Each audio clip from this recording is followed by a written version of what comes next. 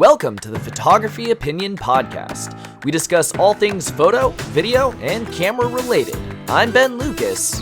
And I'm Stuart Marlantis. And this is Photo Op.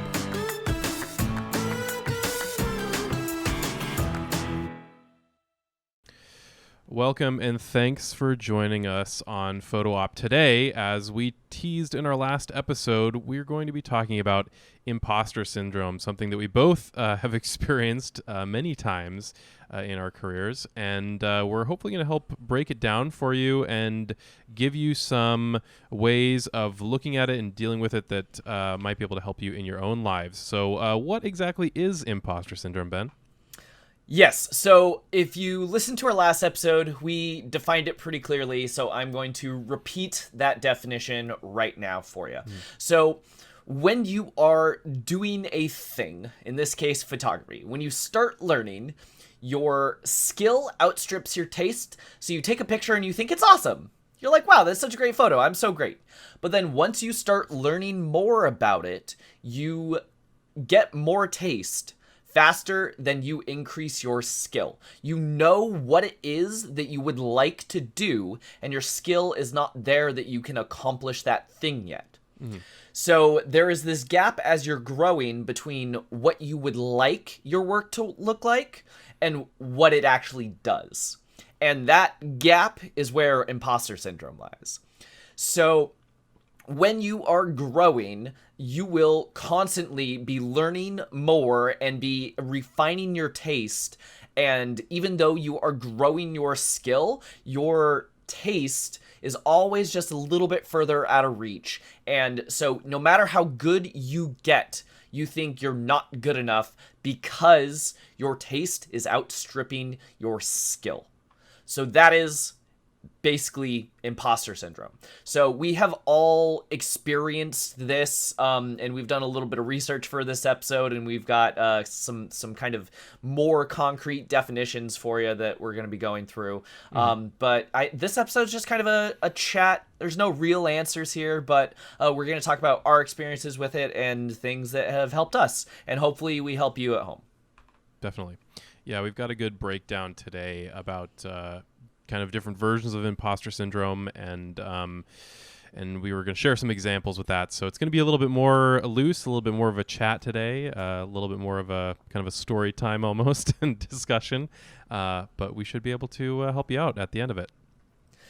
So one of the things when I was researching this episode that I did want to point out, someone had this really good post that said, I don't have imposter syndrome. So having imposter syndrome and feeling like you're not good enough, that is not just being humble and open to other people's ideas. That is not having this desire to grow. Those are positive traits that you should keep and that should be cultivated and grow with you. Imposter syndrome is not just, oh darn, I did a great job, but you know what? I'm going to do even better next time. It is actually something that if this feels like it holds you back. You feel like I can't do that because I'm not good enough. Yeah. It's not just this like, oh shoot, this little personality quirk. It is something that really can hurt you and your career and has all these negative side effects to it. So that's also kind of the flip side of this, are you can feel self-doubt. We all do. One of my favorite quotes is about fear. Fear is not Fear is not being afraid, but it is having a mastery over it and being able to do the thing you're afraid of anyway. So that's kind of like when it holds you back, that is imposter syndrome. And so we're going to talk about how you can stop how you can stop that from holding you back. So definitely. Yeah, that was a little rambly. Well, it's a rambly day. It's a rambly topic. But yeah, I mean, imposter syndrome really, when it's keeping you from doing good work, when it's keeping you from having that output that you need to progress in your career, that's when imposter syndrome is really real and really affecting you. It's not just when you say, oh well, I it's not that desire to grow. It's not, oh, I can do better increasingly over time. It's that you're not doing because you're worried that you're not good enough right now. In some of our research for this, we found a really interesting breakdown of kind of different types or different aspects of imposter syndrome by a Dr. Valerie Young. These 5 types are perfectionist, expert, natural genius, soloist, and Superman. And we're going to break those down, what they are, and give some examples for them so that you can help think about imposter syndrome yourself and how these aspects could apply to you, and then we'll how we can move past them going forward. The other thing is you might have a little bit of everything. You just might be more heavily towards one. I feel like I'm a perfectionist, and I feel like you might be an expert. I would say like Superman probably is like a lower one for me, but expert and probably soloist are much higher. We've just lost everyone at home because we haven't defined any. Yeah, we haven't defined them, but yeah, we'll get to that. But yes, you'll probably find at least examples of all of these in your life, but you'll likely trend toward one or a couple of them more than the others. So let's get started. Perfectionist.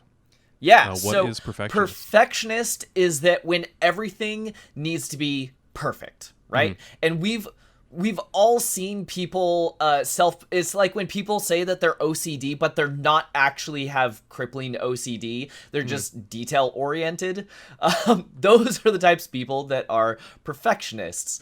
But in this case, for imposter syndrome, perfectionist is that if you have 100 tasks, you have 100 goals, and you complete 99 of them, you feel like a failure because you didn't get that last one. Versus a 99% on a test, that's an A+.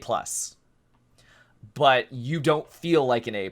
You feel like an F because you said, I'm going to do 100, and you didn't. Yeah, you have impossibly high standards for yourself, so high that you can't realistically achieve them the vast majority of the time, if ever. My to-do list has roughly 20 to 30 things on it that I know I can't do all of those, but darn it, that doesn't stop me from trying. So I definitely kind of fall into that camp.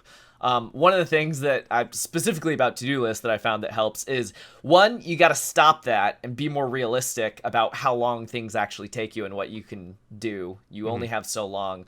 But if, what was it? Tim Ferriss, I think, he had a thing where write on a Post-it note. So don't put your to-do list on a computer or a notepad or a sheet of paper. Do it on a Post-it note. When you run out of space on that Post-it note, you're done. That's all you can get done today. That is a great. It's like 3 to 5 things. Yeah, I haven't heard that before, but that's a great way of looking at it. Yeah, you can only do so much, and if you have an infinite list, it's only going to grow and grow and grow and get so big that you're like, why even bother? I can't accomplish all that. When you should just focus on little blocks at a time. So, yeah, perfectionism is certainly something that we both deal with. I would say, like we said earlier, I tend towards some of the other ones more than this one. But there was a project I was working on where I was preserving a building, actually a nuclear reactor building, digitally. And this was a particularly difficult one for me. There was a lot of people I was trying to impress, and I had extremely high standards for the project in general. So I worked and spent a ton of time on really marginal improvements to kind of the base project I was doing that really nobody noticed other than me. And I spent way more time and energy and a lot more stress on this kind of perfection than really I should have, because nobody noticed that at the end of the day.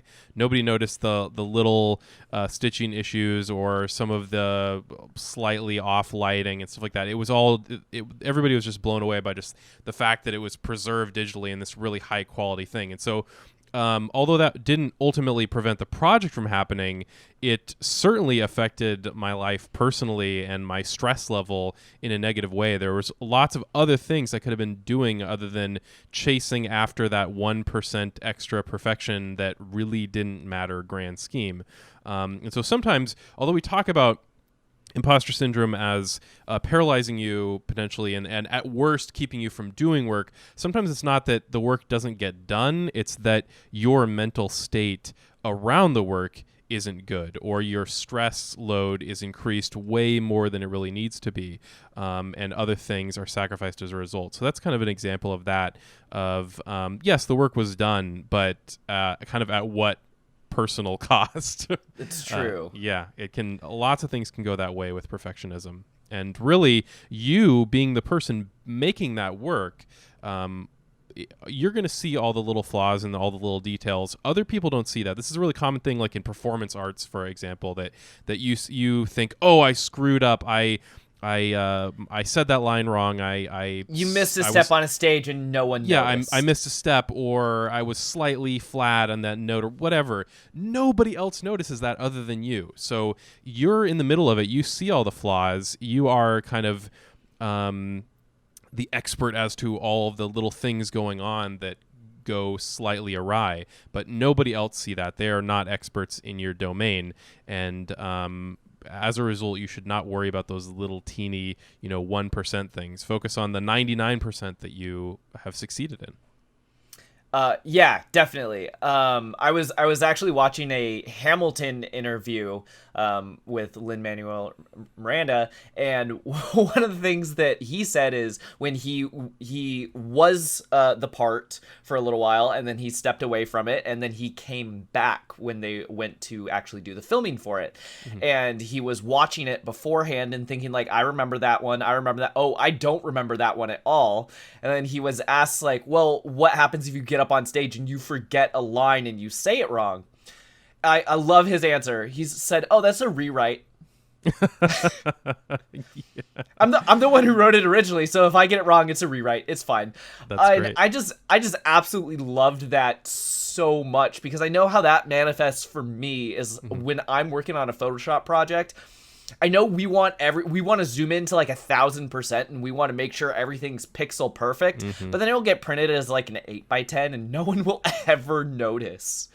So sometimes perfectionism, like you mentioned, is not that something won't get done, but it's that it takes 10 times as long as it needs to. Yep. And or just that, adding the extra workload.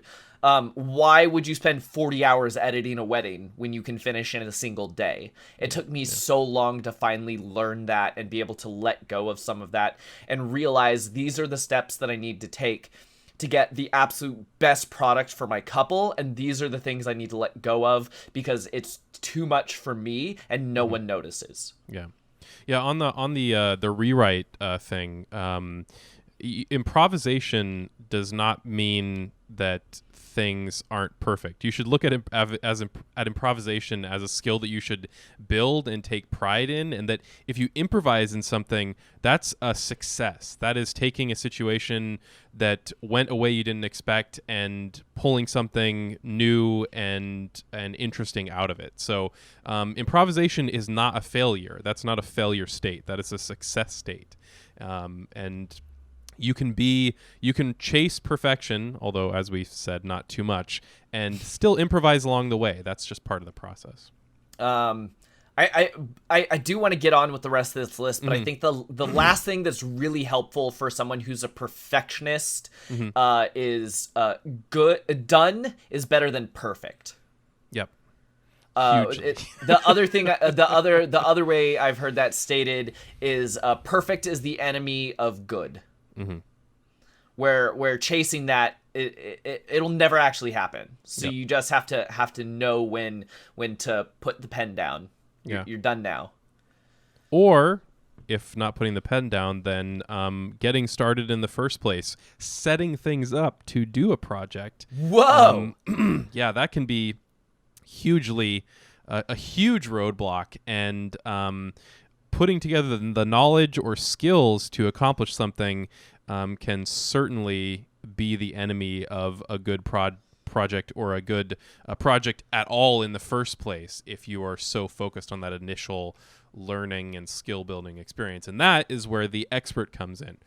So the expert is... Expert of the segue. Yeah, I'm trying my best. So the expert basically is you feel like you need to know and be able to do all of the things, and if you can't do it, then you're a failure, and oftentimes you shouldn't even try in the first place. And this is probably my number one, or very close to number one, worst quality in imposter syndrome is I feel like I have to know how to do everything, and there are countless personal projects that I have not done that I should have done that would feel so great to have done that I never did, and to this day still don't do, because I feel like, well, I don't quite have everything exactly how I want it to be. I don't quite know all the things. I don't quite have all the skills. And to some degree, I don't quite have all the gear. That's a really bad one with me. Something that I don't fall into this one as much, because I had someone in my life that really helps change my perspective on this. So huge shout out to my high school physics teacher, Mr. McIntyre. Nice. But one thing that he kind of instilled in me when I was taking his class, he was not a physics teacher. So he was kind of new to the subject. He was a science teacher, but he didn't specialize in physics. So when he was going through the textbook and coming up with the test for us, a perfectly valid answer when you asked him something was, "I don't know, let's figure it out." And just having the confidence to say that, "I don't know, let's figure it out," that is huge, especially coming from a teacher. So one thing I loved about his tests is he would just make up random numbers and he would take the test along with us. And so even though his was the answer key, if you had good reasons, he was open and receptive to that. So being able to admit that you don't know everything and that's okay, huge. Yeah. So yeah, the experts really, really fail because they feel like if they say the words, "I don't know," that everyone will find them out. Where that's not the case, because no one can know everything. Well, you can try. All right, Stuart. Don't do that. Don't do that. You really, yeah, it is, again, it's something I struggle with so much, but it is okay to not know things. It is okay to be your knowledge to be a work in progress. And really, you're always, even if you try to know everything, you're always not going to know something, because new things are happening constantly. New technologies are coming out, new ways of shooting photos and videos, new ways of doing business, new ways of doing all sorts of stuff. And you're never going to know every aspect of your particular domain of expertise. And the fact that you know so much more than most people, that you know enough that your knowledge can lead to somebody paying you to apply it, that's huge. You're already ahead of the vast majority of people on the planet. So you are an expert in your domain. And similar to perfectionism, you really see the things that you don't know, unless somebody asks you something and you honestly don't know. Yeah. But those are going to be more with peers, right? Like, there should be more of a level of understanding in that kind of case, because you're with people that can ask those very specific questions and reveal that potential lack of knowledge. But in that case, like, who cares, right? Everybody has stuff that they don't know. I'm sure there are questions you could ask that person that they don't know. But really, you are the person who's going to see those gaps in your knowledge most, and your clients are not going to. And so you're still an expert. You cannot know things and still be an expert. You don't have to know everything. There are a lot of people that make a lot of good money doing consulting, and they don't know anything about the business they're consulting for. They just walk in and ask obvious questions. Yeah. And they're experts. So there you go. All right, the next category is the natural genius. So this is I feel like a surprisingly common one with a lot of people, that that you're labeled as. This starts usually as a child, where you're labeled as gifted or smart. You're really rewarded for being smart, and you're not rewarded for effort as much.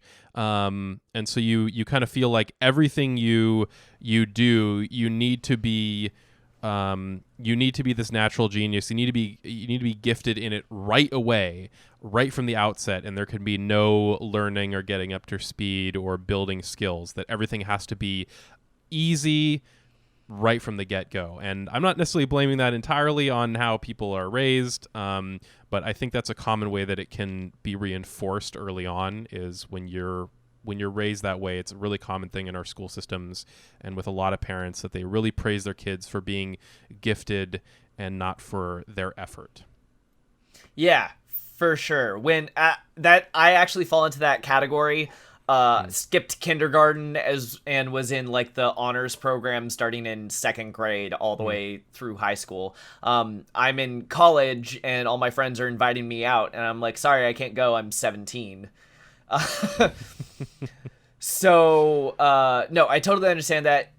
Kind of the short summary of that is the natural genius feels like they failed if they don't immediately succeed. If they actually have to try or put in effort, it's like, wow, this maybe I'm not good enough for that, and it kind of it short circuits you in a way that you give up before you try, because you feel like, well, if I was good enough at this, I would have already done it. I think the easy answer to that is that while we are all talented and kind of our starting stats are different, so to speak, but we're all beginners at some point. We all start somewhere.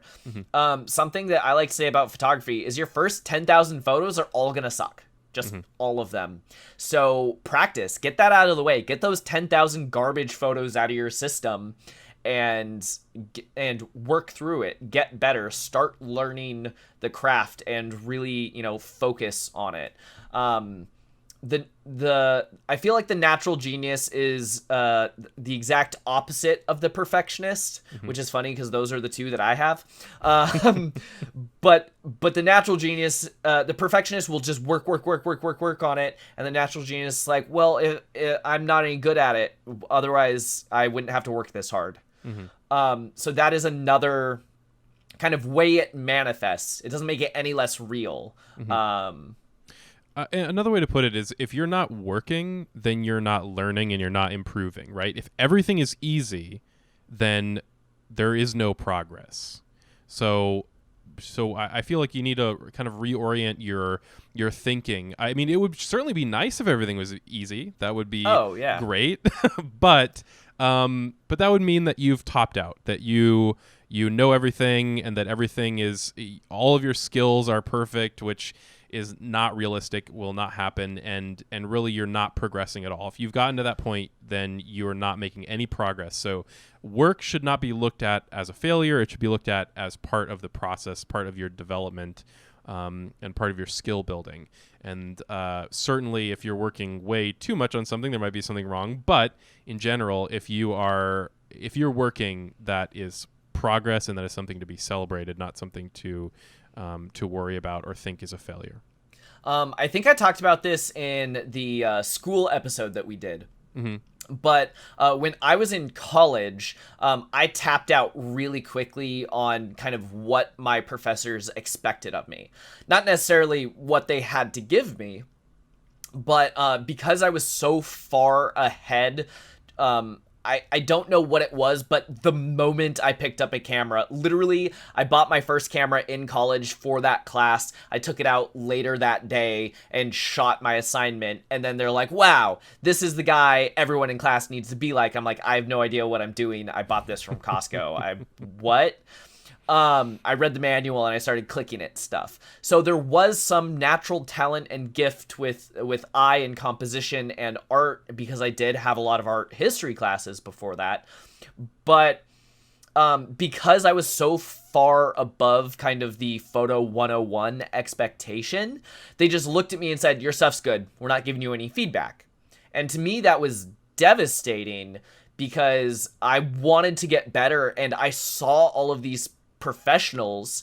I saw Dave Hill and Annie Leibovitz and all of these people that I wanted my work to be more like them. And it wasn't even close, but I wasn't getting the feedback that I needed to help get me there. Yeah, so that Yeah. really is natural genius. It's especially depending on how you were raised and how your schooling was, it is a very easy one to fall into. But hopefully, it's potentially a little bit of an easier one to get out of. You just need to rethink about what work actually means. Yes. So the next one is the soloist. The soloist is someone who feels like they have to do everything by themselves, and if they have to ask for help, that makes them a failure. Yeah, this is a particularly bad one with me. This is maybe not quite equal to expert, but it's up there. It's probably the second highest behind expert. This one is a huge problem in that I feel like a lot of times with projects I can't trust anybody other than myself. My expectations for other people's work are low, which is not kind. So you also did group projects by yourself? Oh yeah. So this is another one that now that you point that out, that really could fall into how was your education and upbringing? Like, did you have a lot of crappy group projects? You probably will tend to be a soloist if that was the case. But yeah, so this is the group project one. This is the guy that pulls the or girl or person in general who pulls the whole team, the whole group through their singular effort because they feel like everybody else is either not doing enough or is not up to their standards. Very bad one with me. I don't have a lot of group media production projects where this really reared its head, because oftentimes either I'm doing it entirely myself or I'm forced to work with a group and I just have to deal with it. But one of the things that I do a lot is scuba diving, and I increasingly shoot a lot of stuff underwater, mostly for fun at this point. And this is a particularly bad one with that. I feel like I have to be super self-reliant, and when you're diving, especially when you're going deep and you're in potentially lightly life-threatening situations, being a soloist can be really an issue. Like, diving is safest when you're diving at least in pairs or as a team, when you can rely on other people to back you up and help you if there are any issues. And you can get really stuck thinking, oh, well, if something's taking long, like if I can't undo this clip off of my rig, then I should just keep trying and keep doing it and keep wasting tons of time and air and literally your lifeline messing with that, because you don't want to seem like the guy whose gear is screwed up or who isn't up to standard or whose skills aren't very good. And this has been pointed out to me actually more than once, that I often will spend more time doing something like that so that I can do it myself than just saying, hey, could you come unclip this for me? And instead it takes like 10 seconds. And that's something I really need to work on getting out of. It is not helpful. It is not useful. And in a case like that, it is really a huge waste of everybody's time and money and literal breathing air. So soloist is not a good one. It's one that I really struggle with. I have what I think is a really good tip. If you feel like you're in the soloist category, go watch your favorite movie, look at the credits. Yeah. Here's the thing. You can be the best director in the world, but there are going to be actors and cinematographers and grip, and there's that whole cast and crew and special effects. If you look at the digital special effects team, there are hundreds of people that work on these blockbuster movies. Because the thing is, maybe you are excellent at rotoscoping but terrible as a colorist. Well, guess what? Those are two completely different jobs by two completely different people. You don't do everything by yourself. When you are a small-time photographer and you're not on a large movie set, it can feel crippling because you have to wear all those hats and you have to do everything. You feel like you have to do everything by yourself. I am my web designer and I'm my own media manager. And when I fall behind on my social media posts, I feel bad about that. I'm my own shooter. I'm my own production director. I'm my own assistant a lot of the times. I'm my own editor. I'm my own salesperson. There are all these different things that that part of it is out of necessity of I am just one guy who's running a business. But if you learn there are things that you're not good at or that you don't like doing, you can outsource that. You can find an editor so that you can just shoot the work and then let someone else finish it for you. You can find a salesperson if that's not something you're good at or something that you don't like. That's something I do myself because my clients hire me for me. And then when it comes to the sales, I have a very low pressure sales. I basically just ask them, imagine your ideal situation. What are the things that you need? And then let me help you pick the photos for those things. And then they just kind of fill it up and they look at it and go, oh, I'm spending a lot. And it's like, I didn't say like, hey, I've got a deal for you. Buy now in the next 10 minutes. So they feel comfortable with me that I'm going to hold their hand through the whole process. But I need help. There was several weddings that actually you've helped me with. The one that comes to mind is I had a bride who wanted to basically live stream the shooting session where right after I took a photo, it showed up on a projector. So not only did every photo for an hour have to be absolutely perfect because there were 200 people looking over my shoulder at any bad photos I might take, but I needed someone to be able to run the tech for me, and that was something that I just literally could not do myself. So you were one of the 2 assistants helping me that day. It is okay to ask for help. It is okay to not be able to wear every hat and do everything all the time. Yeah, this is a tricky one because it's so reinforced, I feel like, in Western society and media. I mean, soloists are so celebrated. I mean, whether it's in characters, in films, or whether it's success stories like the solo video game developer who did everything themselves, art, music, all the programming. Like the Stardew Valley guy. Yeah, like the Stardew Valley guy who's actually local to the Pacific Northwest, so that's kind of cool. Those stories are really celebrated, but they're only celebrated because those are the success stories, right? Like there are thousands, tens of thousands, hundreds of thousands of examples of people who tried to do that and failed, or who are still super successful, but they're successful in a group. They're part of a development team in the case of video games. And I mean, you can't look at a team developed game and look at a solo developed game and say, oh, well, the solo developed game is so much better purely from the fact that it was a single person. It just that he was just able to do that in his life in the particular situations that presented themselves to him, and that's just how it worked out, and he happened to be a success. I feel like those people are successful despite not asking for help. Oh, yeah, and it took way longer, right? So Stardew Valley took something like, I think at least 5 years, actually greater than full-time development with one person.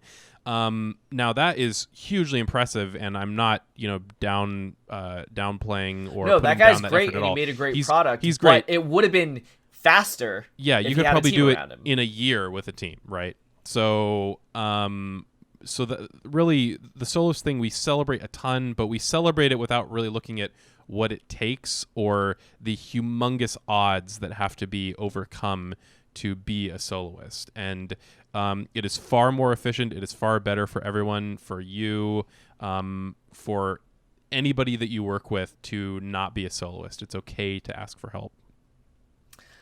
So I think that brings us to the last imposter syndrome category, which is the Superman or Superwoman, super person. So what is that one? This one is basically the workaholic.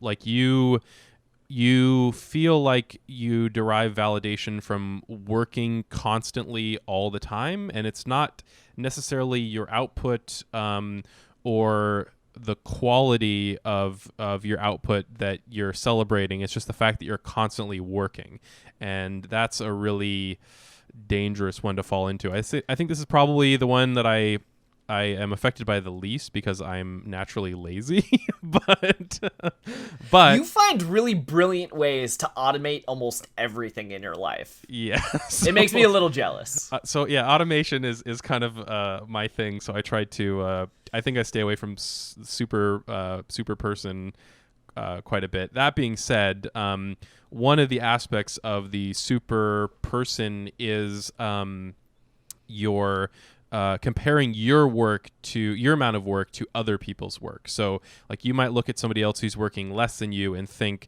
that they're worse, or that their output must be worse in comparison to yours because they're not working as much as you are. But often it's a question of how valuable is the time that you're putting in, and how efficient are you? Like what output are you getting per hour of work? And if you're a super person, oftentimes you're just working for its own sake, working to show everybody how much you can work and that you work more than everybody else, even if your output is not actually that good in comparison. Yeah, the first thing that came to mind is somebody that we know who worked hours and hours and hours for something that would have taken you about 10 seconds because you know what you're doing.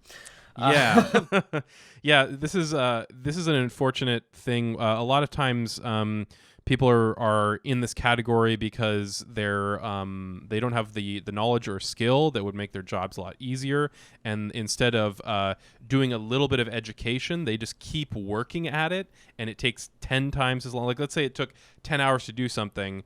It would take an hour for somebody who is an expert, or maybe it would take 2 hours for somebody who wasn't an expert, but they spent an hour figuring out the best way to do it first. So you're taking 5 times as long or more because you feel like you have to just work and not do a little bit of prep work first. As we said, don't do too much prep work or you fall into expert or perfectionist.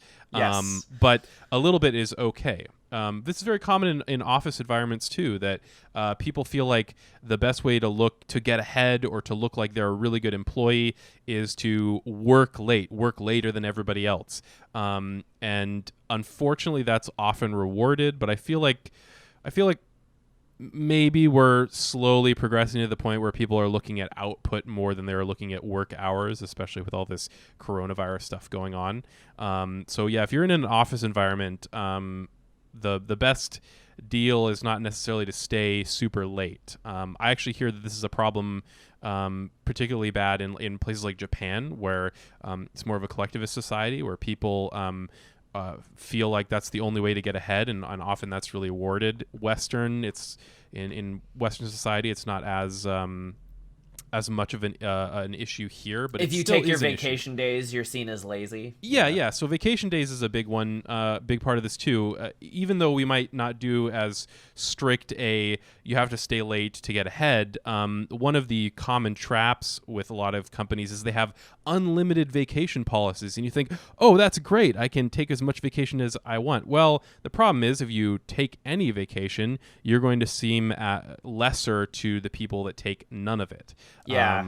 And then it becomes just a really toxic work environment where everybody burns out really fast because everybody is trying to one-up each other on how much they actually work. I don't know. Being self-employed, I'd love an unlimited vacation policy. That sounds kind of nice right now.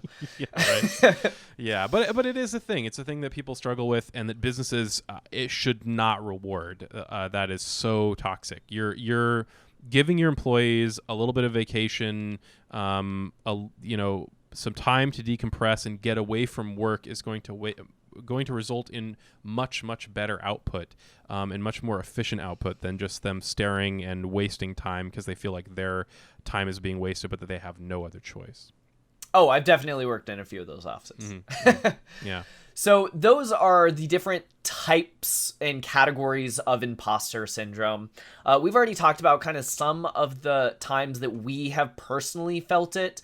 I know that for me, there are 2 times that stick out in my mind as the kind of key defining moments of I was feeling stuck and in a rut with this imposter syndrome kind of weighing very heavily on me. The first one was I was starting to get into doing composite work, heavy editing with new backgrounds and, shooting people on like a green screen type thing and putting them into new situations with all the special effects. And I was starting to do all of this stuff, and my idol in that area was Dave Hill, who, if you haven't seen him, he's kind of moved away from that now, but if you look up Dave Hill's early work, he does some incredible, amazing composite work. And he was just my absolute hero for this kind of work. And I saw his stuff, and I thought, man, I'm never going to be that good. Why bother? No one's gonna ever want to pay me for this. This will never come in useful. Why am I spending so much time learning this when I'm not as good as he is? What it took for me to get out of that rut was I was just kind of surfing the internet, and I found a video where Dave Hill did a speech at B&H, just in one of their conference rooms, where he actually showed, here's my raw photo, here's the behind the scenes of like how I shot it. I was just in my driveway. I used my own garage door as a backdrop. Here's how I cut it out. And then I popped him in, and here's the color correction I did to get them the match scene. And I'm watching him do all this and thinking, that's what I do. I do the exact same steps he does. The only difference is he had a vision and he just did it again and again and again and again. And what makes a bad composite versus a good composite versus just those basic skills to do it is a good composite. You just keep going. If you stop and give up after you've only put 2 photos together, yeah, you've just put 2 photos together. But he puts piece after piece after piece, and none of these pieces are hard to add in. I realized, wait, that's a skill set I can absolutely do. How have I not known that that's all there is to it? I thought there was some magic secret that I hadn't come upon yet, when it was really just like, keep at it. That was the secret. Yeah, so many of these, that's so applicable to, I think, pretty much all of these.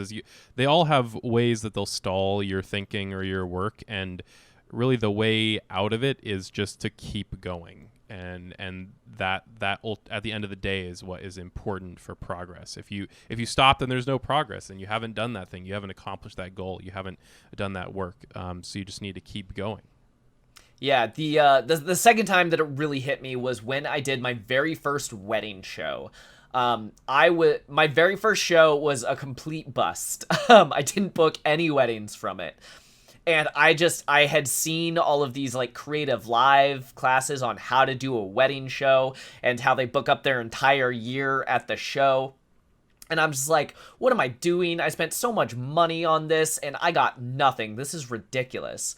But when I was talking to all the other photographers near the end of the day when there weren't any couples, I learned, one, I'm one of the very few people who actually doesn't have a day job. Everyone worked in finance or Microsoft or Google or something. And so to them, they had a full schedule of weddings, and it was like 6 for the year. I'm like, how is that a full slate of weddings? I'm aiming for 20. And they're like, whoa, 20? No, that sounds gross. I don't want that many weddings. And then they said, yeah, none of us have booked anything at the show today. We are not going to get it till 3 months from now. I just didn't know that because I had heard this one pompous New Yorker tell me over and over again, you should book 20 weddings at a show. So there are times where just talking about it helps so much. Mm-hmm. If you keep it to yourself and internalize, no matter what category you're in, if you internalize that imposter syndrome, then it will just continue eating at you. But just talking about it, everyone else is like, yeah, that's normal. Mm-hmm. Oh, totally. There so many, possibly even the majority of people have imposter syndrome at one point or another, or right now. And you would be, if you're one of those people that has felt these feelings and you haven't talked about it with anybody and didn't even know potentially what imposter syndrome was, you would be surprised at the people who seem so put together, so perfect, so knowledgeable in their field. You'd be surprised at the people that that still struggle with imposter syndrome despite outward appearances. And that's really what you should take away, I think, for yourself is pretty much everybody else, like everybody else around you is going to have or be struggling or have struggled with imposter syndrome in the past, whether they could say that it was imposter syndrome or not. And you almost certainly didn't see that at the time. And that is exactly how it is with other people and yourself. Even if you're struggling with imposter syndrome, other people are not seeing that. And just talking about it and recognizing it is a humongous first step at not necessarily getting over it, but working through it.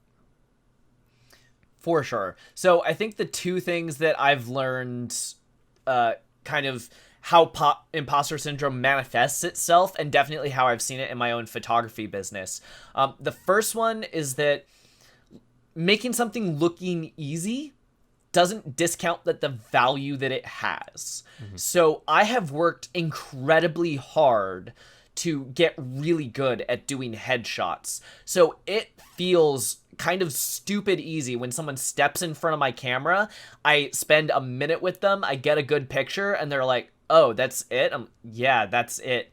And kind of like when I first started, part of me was just like, all I did was click a button. Why am I charging so much for this?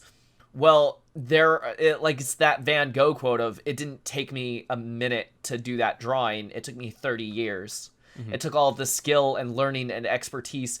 I have worked this hard to make it look this easy. And just because it's easy to me doesn't mean it's easy to other people. So that also falls into when people say, "Oh, it's so easy, I can't charge very much for that."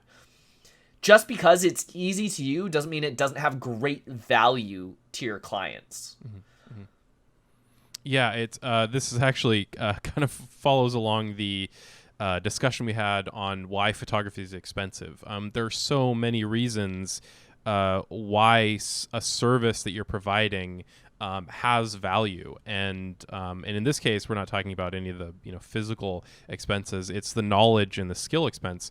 You've put in tons and tons of time to learn how to do something that the vast majority of people can't do. And even though it's now easy for you because you've put in all that time, doesn't mean that now it's devalued as a result. If anything, the value has increased because your skills are so good that you can do it so quickly and so well the first time. So I think the other thing that happens with imposter syndrome is thinking that basically thinking that you don't know enough, or thinking that other people already know all of the things that you have to say, and in fact they know more than you. So if you try to say or do anything, it's discounted because it's not new. So I've definitely seen this when people are trying to like talk. Sometimes it's overconfidence in like online chats, but when people are genuinely trying to be helpful and they always minimize their own statements, kind of the like, well, you probably already know this, but like there might be this thing that's helpful. Or, well, maybe just all of those kind of key modifiers that like minimizes yourself because you feel like what you're going to say after that isn't actually worth hearing. Mm-hmm. Mm-hmm. Yeah, I've seen that a lot too. Yeah, that really turns, even if people don't internalize or don't recognize that, they'll internalize that softening language and feel like whatever is coming after that is less valuable and should be paid attention to less as a result. So yeah, really easy one to fall into. But yeah, it's okay to be confident in your knowledge, and it's okay to be confident in what you know, but also recognize that there's stuff that you don't know. You certainly shouldn't undermine yourself as a result. So I think if you were to Google, imposter syndrome and how to fix it, there's probably one thing that pops up. What do you think about fake it till you make it? How do you feel about that one? I have mixed feelings on fake it till you make it. Yes, this is a common thing I think that's repeated with so many in so many situations, and definitely so in imposter syndrome.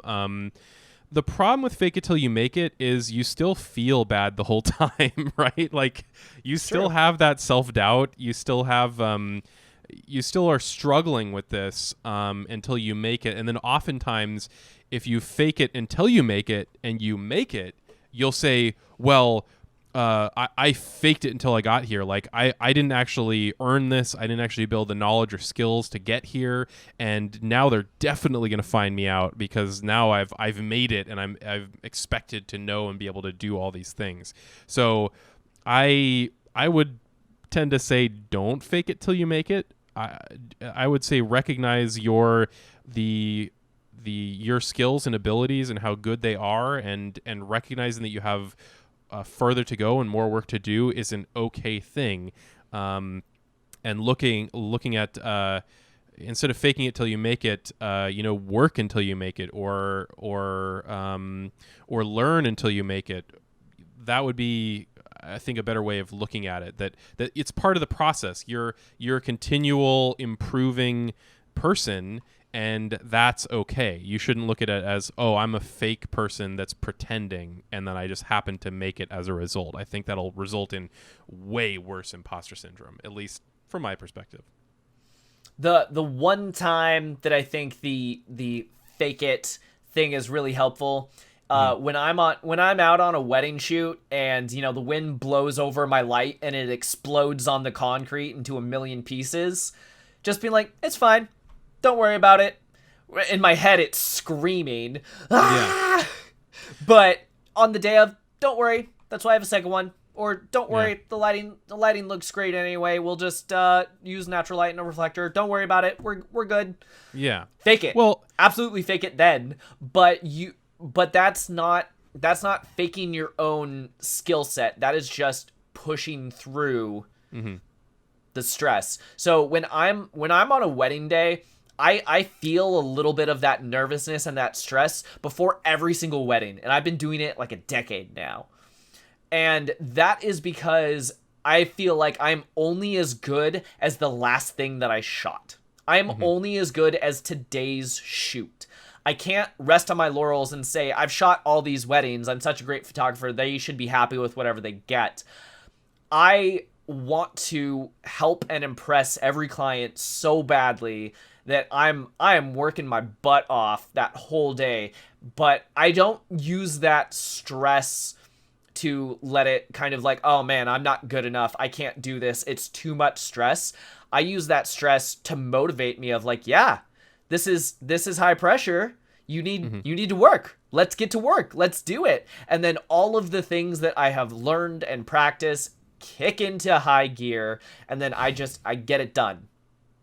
So I think that if you're equating stress with imposter syndrome or kind of humility with imposter syndrome, the thing is I am sometimes humble, but there are times where sometimes it might come off as cocky, but it's like, are you really good at this? Yes, I am. I'm not being cocky about that. I have worked very hard to get where I am, and I'm okay. Like we talked about unapologetic mastery. I'm okay with being where I am now. But yeah, using that stress and not equating it with, I mean, it's okay to have a little bit of self-doubt, but if you can use that as fuel and motivation instead of letting it eat at you, that's a much healthier and easier way to kind of dig your way out of it. Much healthier. Well, hopefully our sometimes rambling discussion today helped you think through imposter syndrome and hopefully gave you some tools to work past it and to deal with it, to recognize it, and to apply. The first step is recognizing it. Yeah, the first step is recognizing it, and then moving past and using some of that energy, those feelings, in a positive way going forward. So hopefully we helped you with that today. This is kind of, I think, the end of a long series of episodes now on very serious topics. And we've been on a roll from school to money to business, and now we got the emotional feelings going on, all the feels. Exactly. So I'm thinking maybe we do something a little bit lighter next time. Yeah, we are going to have a really fun discussion next time. We're going to talk about lenses. So for all those conversations about, hey, what lens should I buy? Tune in next time because we're going to tell you. If you have questions or ideas for future episodes, you can email us at hello@photo-op.show. Watch us on Ben's YouTube channel at NomCreative. As in Om Nom Nom. Share this with a friend, and you can listen to Photo Op anywhere podcasts are sold. Or download it. Because it's free.